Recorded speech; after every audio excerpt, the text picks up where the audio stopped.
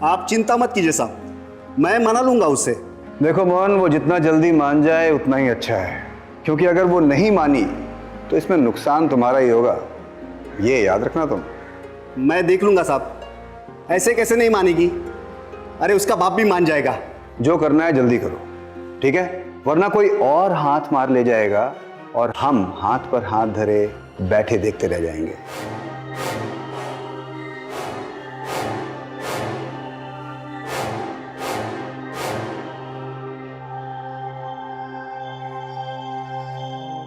अरे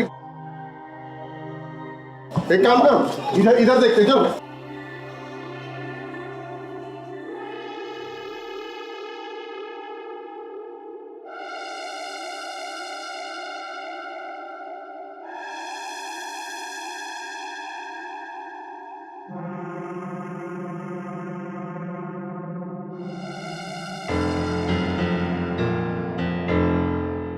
क्या हुआ? कौन हो तुम? इतनी घबराई हुई क्यों हो? बताओ मुझे, क्या हुआ? साहब, मैं रिपोर्ट लिखवा सकती हूँ? रिपोर्ट लिखवानी है? हाँ। किसके खिलाफ? आधी रात को इस तरह दुल्हन के लिबास में एक लड़की का बदहवासी से भागना ना तो कोई आम नजारा था और ना ही कोई साधारण सी बात। ये देखकर आपके मन में भी ये सवाल उठ रहा होगा कि आखिर ये माजरा क्या है, क्योंकि ये आए दिन तो होता नहीं है कि एक नई नवेली दुल्हन अपने शादी के जोड़े में मंडप से भागकर थाने में रिपोर्ट लिखवाने आए और दो गुंडे उसका पीछा करें। कौन थी ये लड़की और किस बात की रिपोर्ट दर्ज करानी थी उसे, और वो लोग कौन थे जिससे वो भाग रही थी, और वो तीसरा आदमी कौन था, किससे और क्या वो जल्द से जल्द मनवाना चाहता था और क्यों? इन सारे सवालों का जवाब देगी वो घटना जो हम आज आपको दिखाने जा रहे हैं।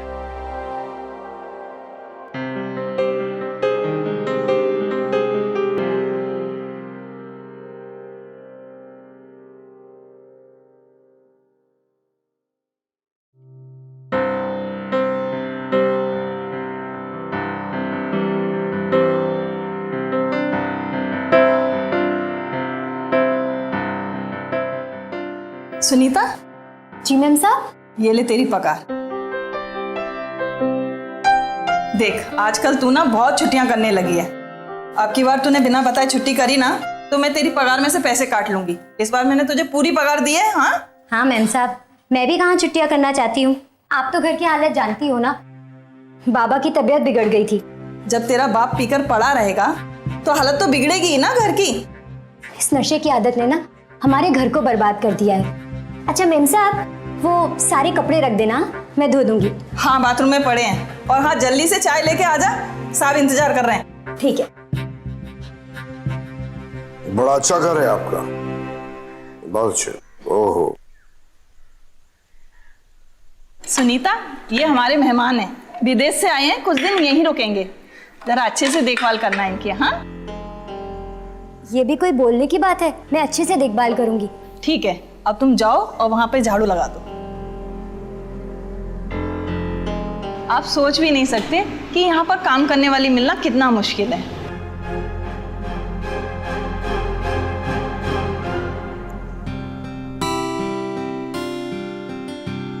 अरे माँ, अभी तक कपड़े धो रही है? बेटी तू आ गई? अरे आज इतनी देर लग गई बेटी? हाँ माँ, मेम साहब के यहाँ मेहमान आए हैं, इसलिए टाइम लग गया। मेम साहब ने पगार दी? ला दे, घर में राशन पानी सब खत्म हो गया, रखाना है। माँ, मुझे 300 रुपए की जरूरत है। अरे ऐसी कौन सा पहाड़ टूट गया जो तुझे 300 रुपए की जरूरत है? ला दे मुझे। माँ, मैं सिलाई सीखना चाहती हूँ। देखो, कब तक मैं लोगों के बर्तन मांज मांज के काम करूंगी। मैं सिलाई सीखूंगी ना तो मेरा खुद का काम होगा, घर में 4 पैसे आएंगे। माँ, अरे घर की तो हालत देख रही है, ये 300 रुपए तू ले लेगी, मशीन ले आएगी तो घर का खर्च कैसे चलेगा? ला दे मुझे, दे, अगली बार ले लेना। हाँ,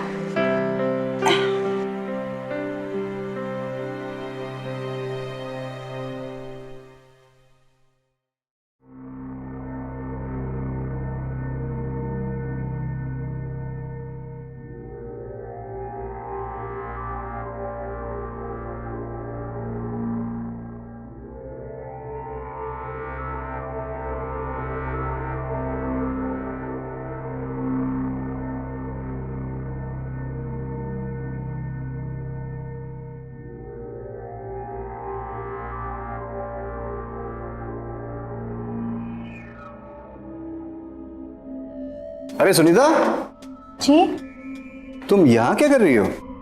वो इस कमरे की सफाई करनी है। नहीं नहीं, इस कमरे को अभी रहने दो। इस कमरे में हर्ष अभी कुछ काम कर रहा है अंदर, तो अभी तुम उसे डिस्टर्ब मत करो। एक काम करो, तब तक या तो उस कमरे की सफाई कर लो, या फिर एक काम करो, किचन में बहुत सारा काम है ना, तो तुम जाके किचन की साफ सफाई कर लो। हर्ष का जब काम पूरा हो जाएगा तो मैं तुम्हें खुद बुला लूंगा, ठीक है? तब तुम इस कमरे को साफ कर लेना।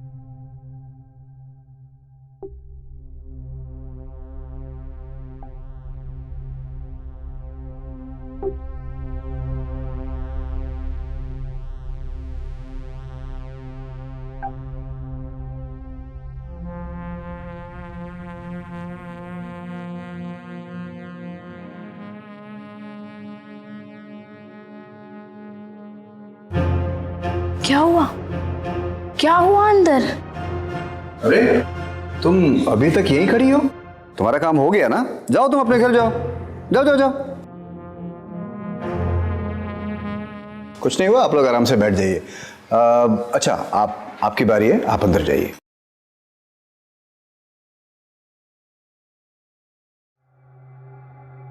आप लोग बैठ जाइए। आम से दिखने वाले और आम से जिंदगी जीने वाले सूरज और हर्ष, जिन्हें देखकर ऐसा नहीं लगता था कि इनका कोई क्रिमिनल रिकॉर्ड होगा या ये किसी गलत धंधे से जुड़े होंगे, पर ये दोनों कुछ तो ऐसा कर रहे थे जो ठीक नहीं था।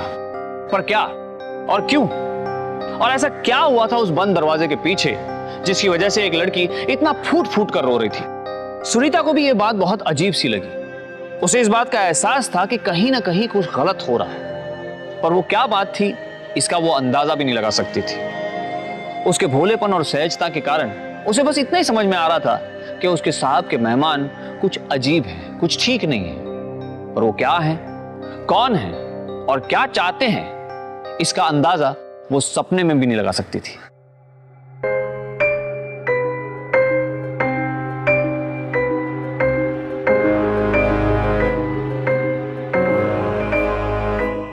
कुछ नहीं है।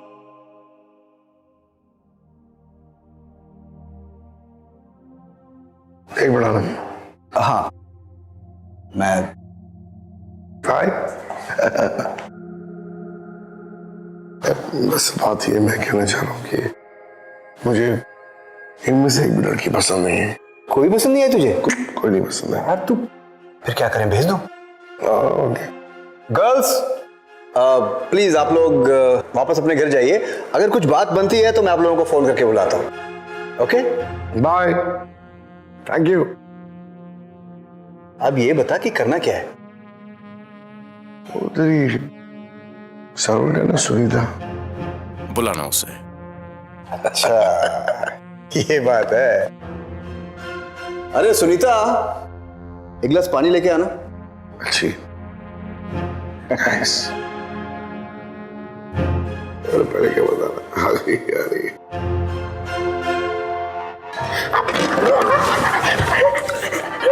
कोई बात नहीं, मुझे बहुत जोरों से भूख लगी है, जल्दी से खाना भिजवा देना, और वो भी मेरे कमरे में। सुनीता, तुम जल्दी से बढ़िया सा खाना बना के और कमरे में पहुंचा दो, जल्दी।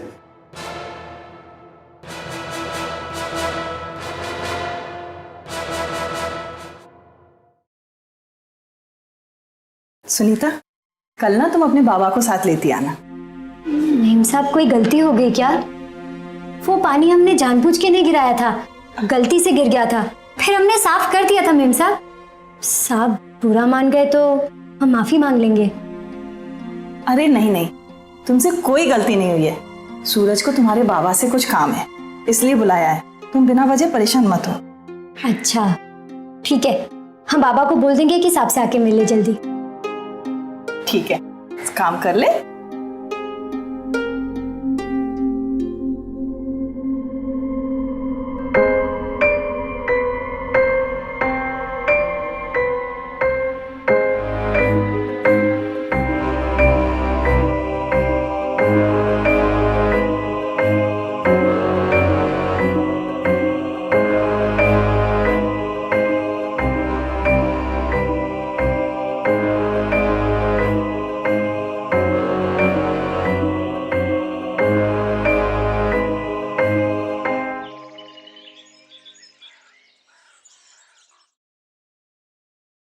साहब, हमारे बाबा।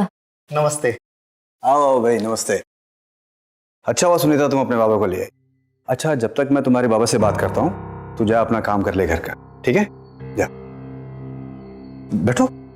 जी। अरे भाई बैठो, अपना ही घर समझो, बैठो। देखो, मैंने तुम्हें कुछ खास बात करने के लिए बुलवाया है। बात दरअसल ये है कि मेरे एक दोस्त हैं जो विदेश से आए हैं। जी सर। और मेरे उस दोस्त को तुम्हारी लड़की पसंद आ गई है। तुम्हारी लड़की पसंद आ गई है मतलब मेरे वो दोस्त तुम्हारी बेटी से शादी करना चाहते हैं। अरे क्या सब आप हमारा मजाक कर रहे हैं? हमारे ऐसी किस्मत का कि हमारे लिए, हमारी सुनीता के लिए ऐसे रिश्ते आ जाए। नहीं नहीं, मैं तुमसे कोई मजाक नहीं कर रहा हूँ।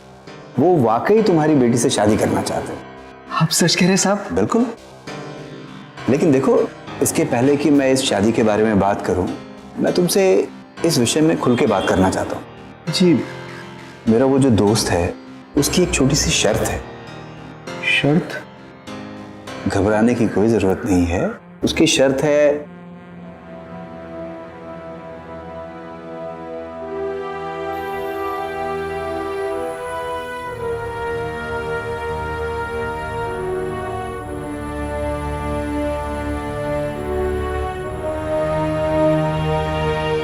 ये हुई ना बात। सूरज, अरे हर्ष, बड़े अच्छे टाइम पर आए हो भाई। अभी तुम्हारे ही बारे में बात चल रही थी। मैं जिनके बारे में तुम्हें बता रहा था वही है ये हर्ष जी। नमस्ते साहब। और हर्ष, ये सुनीता के पिताजी। हमारे तो भाग ही खुल गए साहब। हमारे बेटी के लिए आपके जैसा रिश्ता। मैं अभी जाकर सुनीता के माँ को बता देता हूँ ये खुशखबर। चलता हूँ साहब, चलता हूँ। अरे क्या हुआ वहाँ? उन लोगों ने क्यों बुलाया था? गुनगुनाते ही रहेंगे या कुछ बताएंगे भी? हाँ? अरे बहुत बड़ी खुशखबरी है, इतनी बड़ी कि तुझे हजम नहीं होगी। अच्छा, ऐसी क्या बात है? कौन सी खुशखबरी है? कुछ पी रखी है क्या? तू हमेशा मुझसे झगड़ती रहती ना कि मुझे घर की कोई फिक्र नहीं है, बेटी के शादी के बारे में नहीं सोचता। तो मैंने आज तुम्हारी सारी शिकायतें दूर कर दी। अच्छा, ऐसा क्या कर दिया है आज? मैं आज तुम्हारी बेटी का रिश्ता तय करके आया हूँ। क्या? किससे? अरे इतने बड़े घर का रिश्ता है कि तुम्हारी बेटी रानी बन के राज करेगी, राज। अरे हुई पहेलियां बुझाते रहोगे या बताओगे किससे रिश्ता पक्का किया है? अरे वो सुनीता के साहब है ना, उनके दोस्त के साथ रिश्ता तय करके आया हूँ। उन्होंने सुनीता को घर में काम करते हुए देख लिया, वहीं पे पसंद किया और सीधा हाथ मांग लिया। बोलो।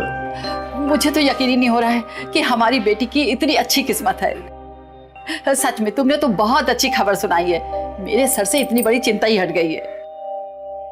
बाबा, बाबा वो तो उम्र में मुझसे बहुत बड़े हैं ना?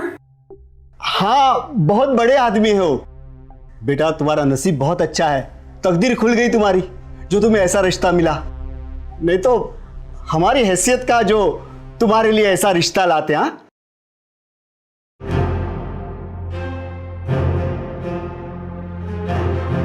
मैं आज ही रिश्तेदारों को खबर कर देती हूँ।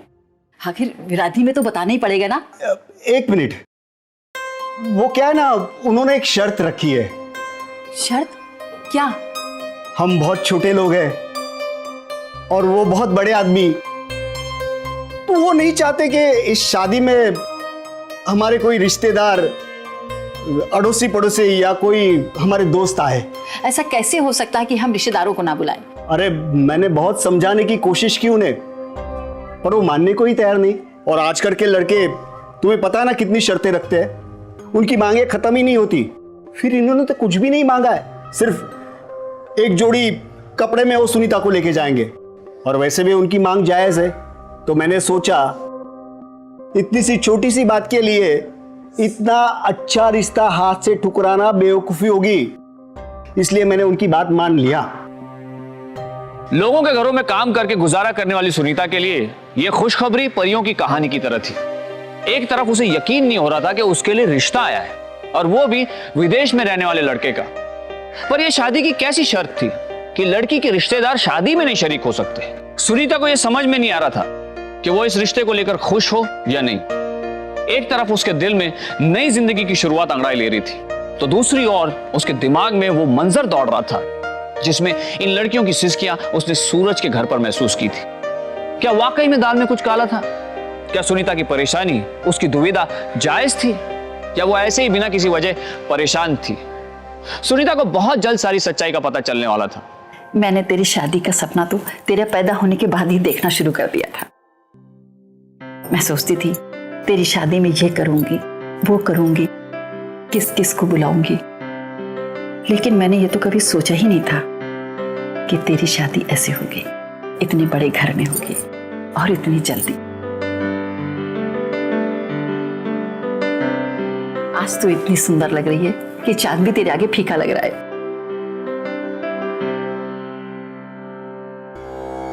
ओम शांति ही शांति ही शांति सुशांति भवती।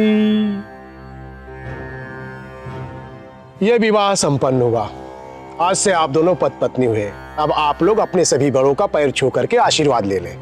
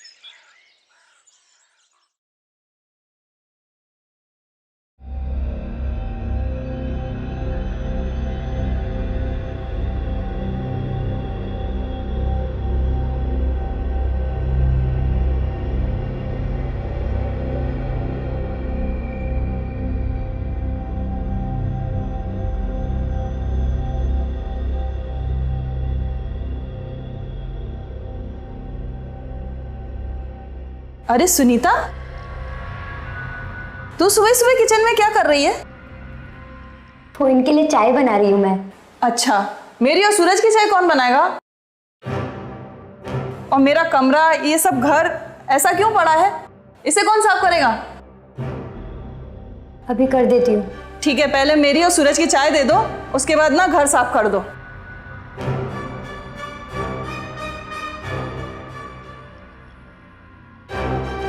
सुनीता ने सोचा था कि इतने बड़े घर में शादी होने के बाद उसे वो सब कुछ मिलेगा जिसकी उसने कल्पना भी नहीं की थी, और अगली सुबह कविता के रवैये ने उसे सपनों की दुनिया से खींचकर जमीन पर लापट कर वो अभी भी घर में एक बाई की तरह काम करती थी। मेहनती होने के कारण उसने काम करने से कभी इनकार नहीं किया, लेकिन मन में उम्मीद की एक किरण थी कि हर्ष उसे अपने साथ विदेश जरूर ले जाएगा और वहां जाकर वो दोनों अपनी नई जिंदगी शुरू करेंगे।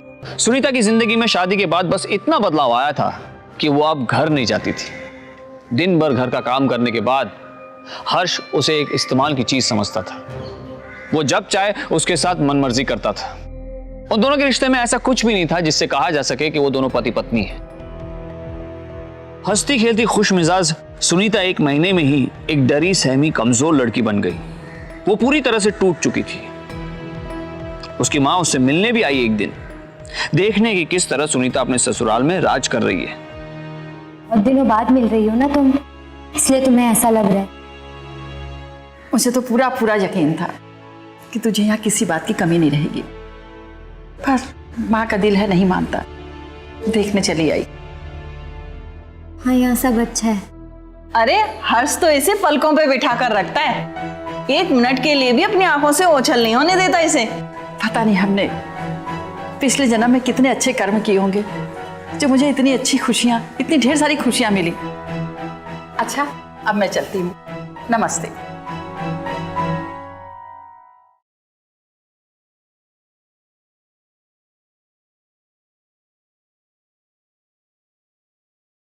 सुनीता, ये लो 300 रुपए तुम्हारी पगार।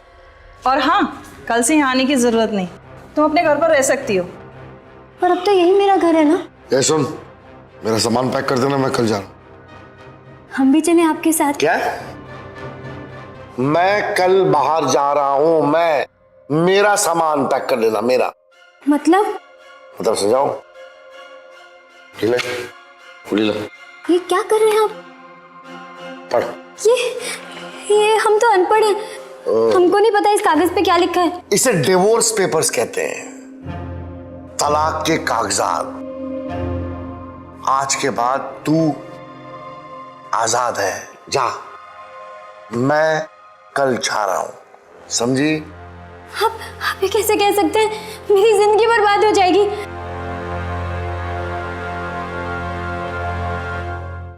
आप इन्हें बोलिए ना, ऐसा ना कहें। मैं कहाँ जाऊंगी? आप तुमने सुना नहीं? जाओ यहाँ से, और यहाँ आने की जरूरत नहीं है अब।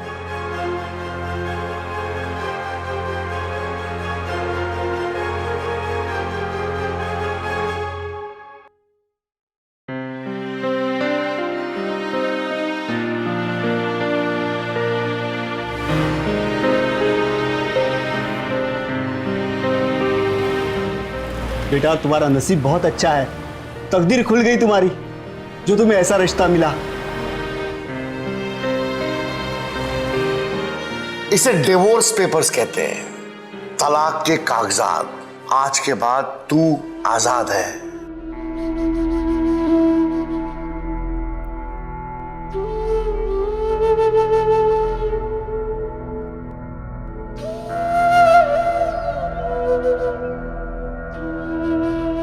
आ रही हूँ।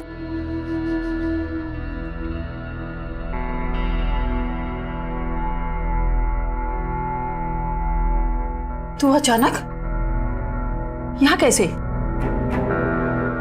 ये क्या है? तेरी तबीयत तो ठीक है? पता नहीं क्या कह रही है, कुछ बोल भी तो नहीं रही है। ये कागज कैसे हैं बेटी? उन्होंने आज मुझे तलाक दे दिया। माँ क्या बोल रही है? अरे सुनिए, सुनिए। क्या हुआ? देखिए, कह रही उन्होंने तलाक दे दिया। यही सच है माँ, उन्होंने आज मुझे बिना किसी वजह के तलाक दे दिया। अब मेरा क्या होगा? मैं कहाँ जाऊंगी? शादी के 1 महीने बाद ही मुझे तलाक क्यों दे दिया? क्यों? ऐसा कैसे हो सकता है? मैं बात करती हूँ। मैं छोड़ूंगा नहीं उन्हें। अरे ऐसा कैसे कर सकते हैं वो लोग? हम लोग गरीब हैं लेकिन कमजोर नहीं, हमारी भी कोई इज्जत है। मैं अभी जाकर बात करता हूँ उनसे। गुस्से में बात ना करिएगा, अपनी बेटी की जिंदगी का सवाल है। अरे शांति से करिएगा। जो कुछ है मैं देख लूंगा। मैं पूछता हूँ उनको, कैसे तलाक दे सकते ऐसे हो हमें? बेटी तू चिंता मत कर, तेरे बाबूजी कहे ना सब ठीक हो जाएगा, बात करेंगे उनसे। 1 महीना, जी हाँ 1 महीना, यही मियाद थी सुनीता की शादी की, और यही मियाद थी हर्ष के साजिश की, जो उसने बड़ी चालाकी से रची थी। पर उसने ऐसा क्यों किया? इस सवाल का जवाब सुनीता नहीं बल्कि उसके माँ बाप भी जानना चाहते थे। उनकी बेटी के साथ ऐसा सुलूक क्यों किया गया? इन्हीं सुलगते सवालों के साथ सुनीता के पिता उसके घर आ पहुंचे, और वहां से लौटने के बाद सुनीता के पिता ने जो कहा वो सुनकर मानो सुनीता की जिंदगी में तूफान आ गया, और इस तूफान में उसके सारे सपने, सारे अरमान, सारी ख्वाहिशें चकनाचूर हो गई। मैं उसे बहुत खरी खुटी सुनाकर आया हूं। बेटी तू चिंता मत कर, अरे बहुत पड़े उसके जैसे, मैं तुम्हारी दूसरी शादी करवा दूंगा। अरे कैसी बातें कर रहे हो? मेरी बेटी की हालत तो देखो पहले, इतना बड़ा सदमा लगा है उसे, और आप उसकी दूसरी शादी करा रहे हो। तू चुप कर, बीच में मत बोल। बेटी हो मेरी, उसका क्या करना है क्या नहीं करना है मैं अच्छी तरह से जानता हूं। अरे साहब भी शर्मिंदा है ऐसे रिश्ते पर। हाथ जोड़कर माफी मांगी उन्होंने। लेकिन इससे क्या होगा? मेरे बेटे की जिंदगी तो बर्बाद हो गई ना। अरे साहब ने मुझसे कहा है कि वो उसके लिए अच्छा रिश्ता ढूंढ के देंगे। बाबा ये क्या कह रहे हो? मैं दूसरी शादी नहीं करूंगी, मैं दूसरी शादी के बारे में सोच भी नहीं सकती। बेटी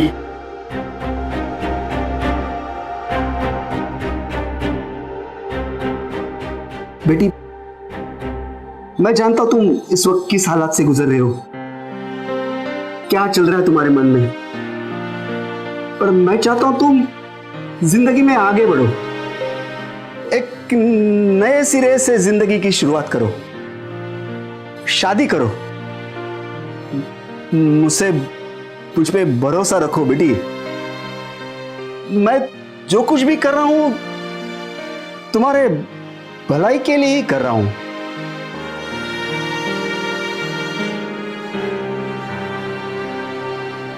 जैसा कि सुनीता के पिता ने कहा था कि वो जल्द ही उसके लिए एक नया वर ढूंढ लेंगे ताकि सुनीता अपनी जिंदगी नए सिरे से शुरू कर सके, उन्होंने वैसा ही किया भी। बिना देर किए सुनीता के लिए लड़का ढूंढ लिया और उसकी शादी भी तय कर दी। वो भी तब जब सुनीता अपनी जिंदगी में हुए इतने बड़े हादसे के सदमे से उभर भी नहीं पाई थी। पर इस बार उसके लिए जो दूल्हा ढूंढा गया था वो और भी अजीब था। एक 50 साल का बूढ़ा आदमी जिसके साथ सुनीता के पिता ने सुनीता का रिश्ता तय किया था और सुनीता को खबर भी नहीं थी। आखिर सुनीता के पिता मोहन क्या कर रहे थे? क्यों वो बार बार अपनी बेटी के सपनों के साथ खेल रहे थे?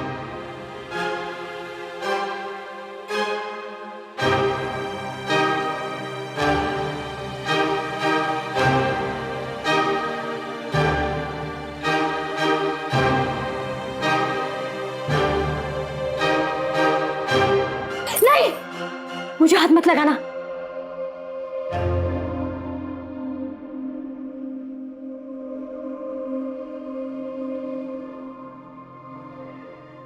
इतने पैसे? अब नखरे दिखाने बंद कर अपने, और जैसे मैं कहता हूं ना, चुपचाप वैसे ही करती जा। अरे इसके लिए तो मैंने शादी की है तुझसे। सच सच बताओ, तुमने क्या किया है? इतने पैसे कहां से आए? तुम्हें किसने दिया है और क्यों दिया है? कहीं तुमने गलत तरीके से तो नहीं कमाया है? तू अपने काम से काम रख, समझी?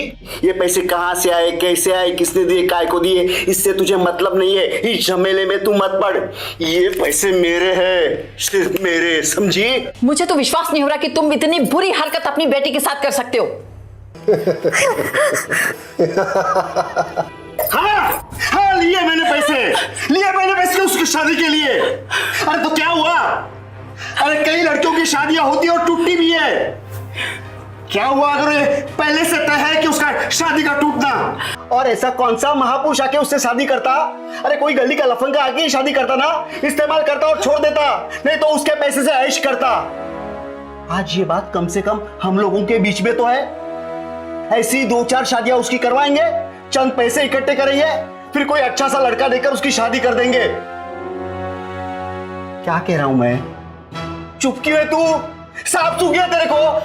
समझ में नहीं आता? अरे मैं जो कुछ भी कर रहा हूं उसकी भलाई के लिए कर रहा हूं।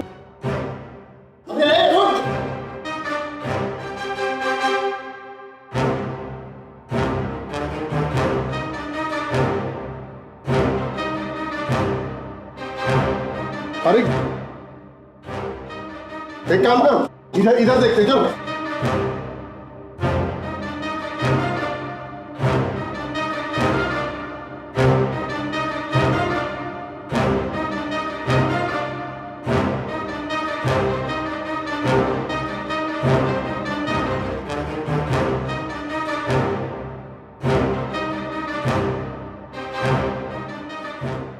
क्या हुआ?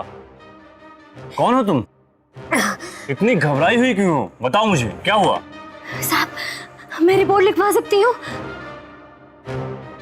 उस दिन जब हर्षी को पहली बार साहब के यहाँ देखा और उन लड़कियों को वहां बैठे हुए देखा, तब कुछ समझ में नहीं आया कि क्या हो रहा है। फिर एक लड़की कमरे से बाहर भागती हुई गई, वो रो रही थी। मुझे लगा कि कुछ गड़बड़ है, मेरा बाबा मेरे साथ ऐसा करेगा मैं कभी सोचा भी नहीं था। अचानक से ही हर्षी के साथ मेरी शादी तय कर दी, किसी को भनक भी नहीं पड़ने दी। मेरी मां तक को पता नहीं चला। मुझे लग रहा था कि परियों की कहानी चल रही है।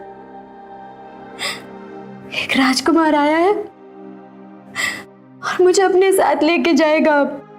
पर साहब, मैं हूं तो एक नौकरानी ना। ये सब सच में कहाँ होता है? मुझे लगा था कि विदेश जाएंगे तो सब सही हो जाएगा, पर 1 महीने बाद ही साहब ने मुझे तलाक दे दिया। शादी के बाद मैं एक नौकरानी ही थी। हर्ष जी मुझे सिर्फ इस्तेमाल करने की चीज समझते थे। बाबा ने फिर मेरी शादी कर दी एक बड़े आदमी के साथ, जो उम्र में मुझसे बहुत बड़ा था।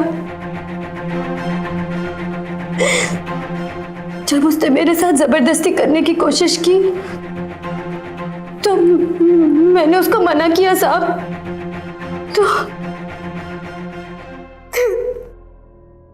तो उसने मुझे बोला कि मेरे बाबा ने मुझे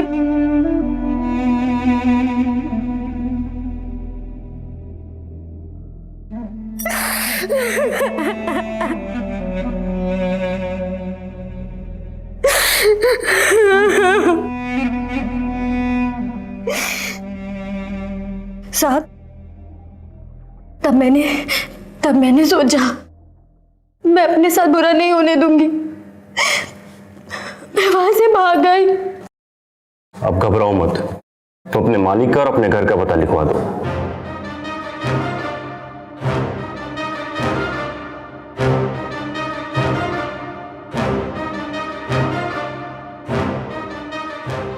मिसेस कविता।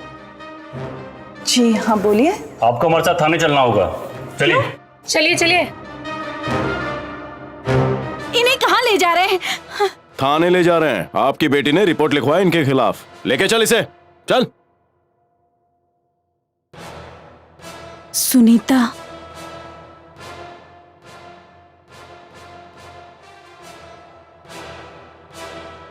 देखिए कविता जी, आप हमें सीधे सीधे बता दीजिए कि आपके पति कहाँ छुपे हुए हैं, वरना हमें और भी तरीके आते हैं सच उगलवाने के।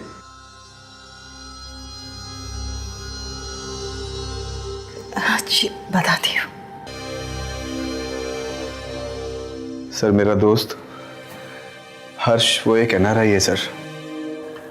यार मैंने सुना है कि यहाँ पे लोग बाहर से आते हैं और यहाँ की जवान लड़कियों के साथ 1-2 महीने के लिए शादी करते हैं, टू से कॉन्ट्रैक्ट मैरिजेस।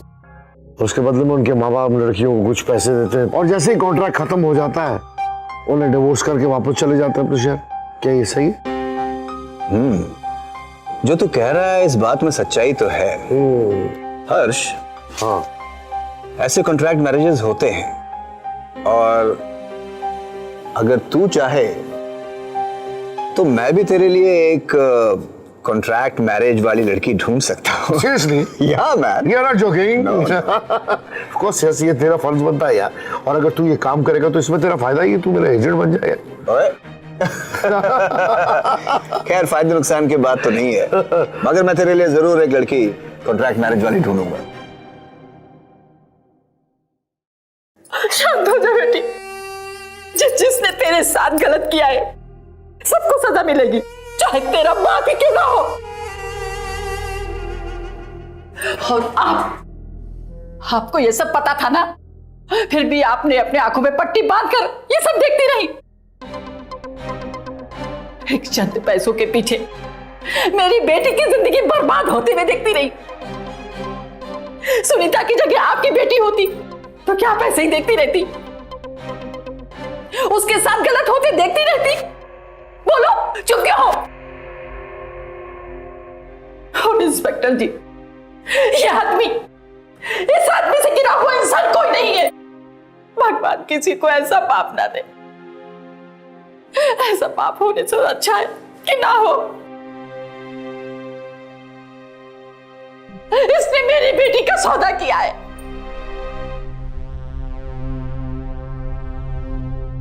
और इसको भी सजा दिलवाइए, जिंदगी भर जेल में सड़ने दीजिए।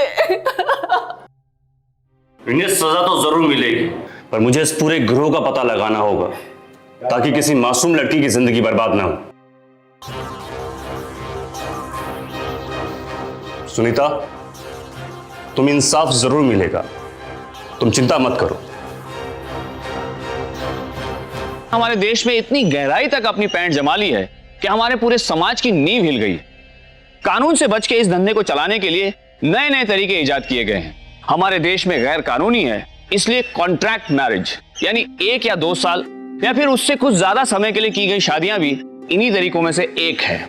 इस धंधे से जुड़े दलाल इंसानियत की सभी हदें पार कर देते हैं, जैसे सुनीता के केस में हुआ। उसे सिर्फ एक चीज की तरह इस्तेमाल नहीं किया गया, बल्कि उससे घर के काम करवाने के साथ शारीरिक और मानसिक यातना भी दी गई। पर सुनीता ने हिम्मत नहीं हारी। जैसे ही उसे इस बात का एहसास हुआ कि उसके साथ कुछ गलत हो रहा है, उसने आवाज उठाई, पुलिस रिपोर्ट लिखवाई। अपने मालिकों के खिलाफ ही नहीं, बल्कि अपने पिता के खिलाफ भी, जिसने उसकी दलाली की, उसके साथ इतना बड़ा विश्वासघात किया, और उसके गुनहगारों को सजा भी मिली। लोग विदेशों से आते हैं, यहां की लड़कियों से शादी करके उन्हें इस्तेमाल करके छोड़कर चले जाते हैं। जब तक हम अपने समाज में अपने आप में बदलाव नहीं लाएंगे, तब तक हमारे समाज में लड़कियां ऐसे ही गुनाहों का शिकार बनती रहेंगी। इसलिए चुप मत रहिए, आवाज उठाइए, हमारी लड़कियों के लिए जीवन को आसान बनाइए। हर्ष, सूरज, राकेश, कविता और सुनीता के बाप मोहन जैसे लोग, इन सारे लोगों को इस कानून के अंतर्गत 7 साल की सजा या उससे ज्यादा सजा भी हो सकती है। कल फिर हाजिर होंगे एक और नई बेमिसाल कहानी के साथ। तब तक सावधान इंडिया, 100 फाइट बैक्स।